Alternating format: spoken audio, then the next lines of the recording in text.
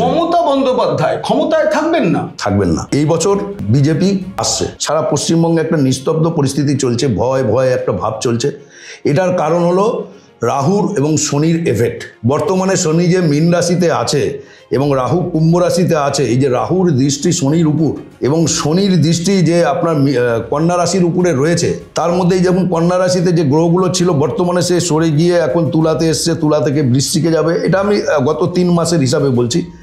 গ্রহ তো কন্টিনিউ ঘুরতে থাকে, সময় মাঝে মাঝে 15 দিন, 1 মাস, 1.5 মাস, 2 মাসের জন্য হয়তো এদিক সেদিক হয়, কিন্তু আলটিমেটলি যে টোটাল হিসাব করতে গেলে সামনে কিন্তু খারাপ সময়। বৃহস্পতির একটা পজিটিভলি অভিষেক ব্যানার্জির উপরে আশীর্বাদ রয়েছেন, সেই আশীর্বাদের জন্যই বর্তমানে স্থিত অবস্থা হয়ে আছে।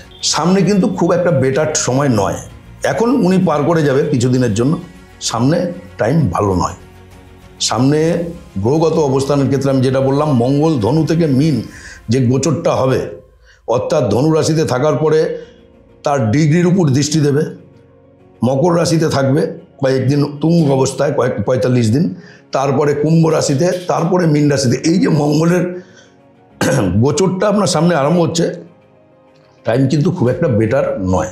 এই নিয়ে গোটা ভিডিওটি দেখতে হলে নিচে ডেসক্রিপশনে থাকা লিংকে ক্লিক করুন, আর যদি ভালো লাগে তবে অবশ্যই সাবস্ক্রাইব করুন পিনাক কি বলছে।